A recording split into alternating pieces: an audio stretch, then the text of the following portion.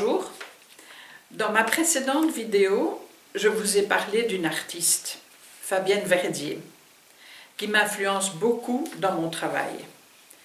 Aujourd'hui, je vais vous présenter un écrivain qui, lui, m'influence beaucoup dans ma réflexion, François Cheng.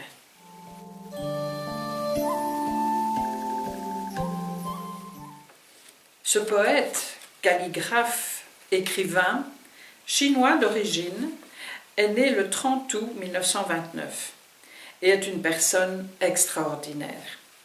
Il est membre de l'Académie française.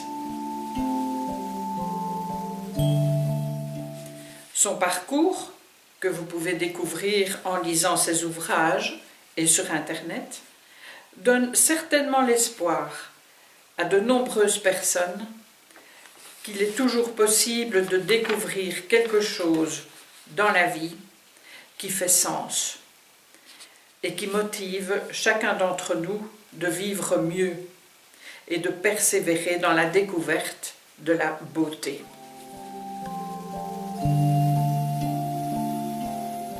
Celle-ci, dit François Cheng, n'est pas un simple ornement. Elle est le signe par lequel la création nous signifie que la vie a du sens. Dans un entretien que François Cheng accordait à François Busnel dans son émission La Grande Librairie, il disait « L'univers est mu par une intentionnalité. La beauté donne du sens. On se dirige d'instinct vers ce qui est beau.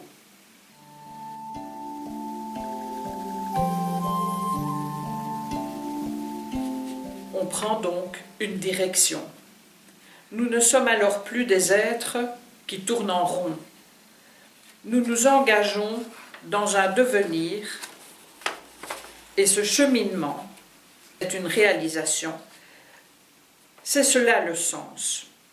C'est la manière dont François Cheng parle de la beauté qui m'a poussé à sa suite à méditer sur ce concept et à essayer de le traduire et d'en partager les émotions dans mes peintures, dont je vous livre ici quelques exemples.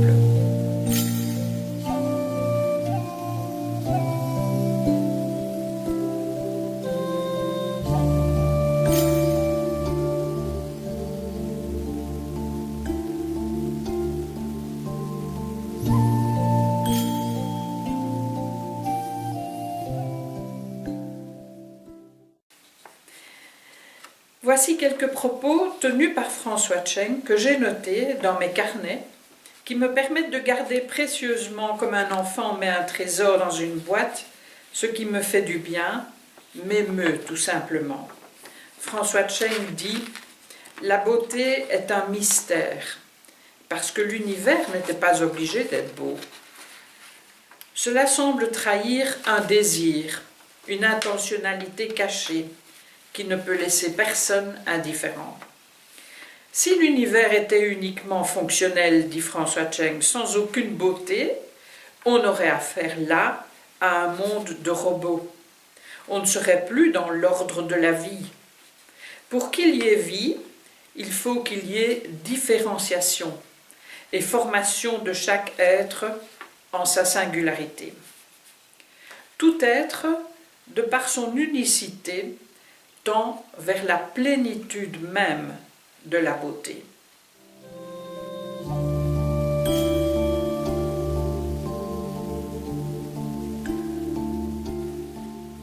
Cette beauté semble nous faire signe pour nous dire que l'univers est désirable et signifiant.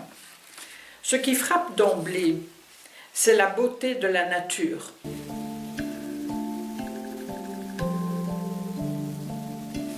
Et du cosmos, et au sein de la nature, celle des êtres vivants.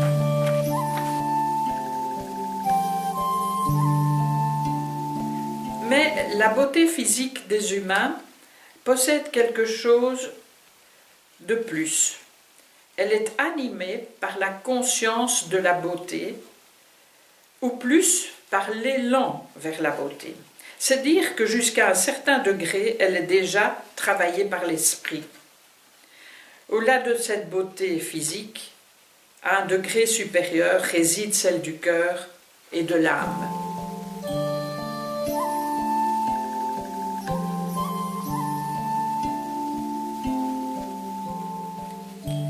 Pour poursuivre cette réflexion philosophique passionnante, je vous invite à lire en tout cas 3 ouvrages que personnellement je lis régulièrement.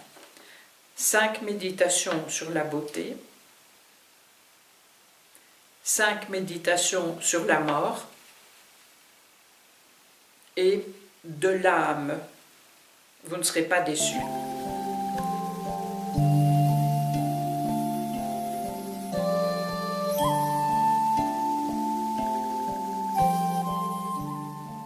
J'espère que cette vidéo, un peu différente des autres, vous aura intéressé. Je vous dis non pas à la prochaine, mais à l'année prochaine, et passez de très heureuses fêtes.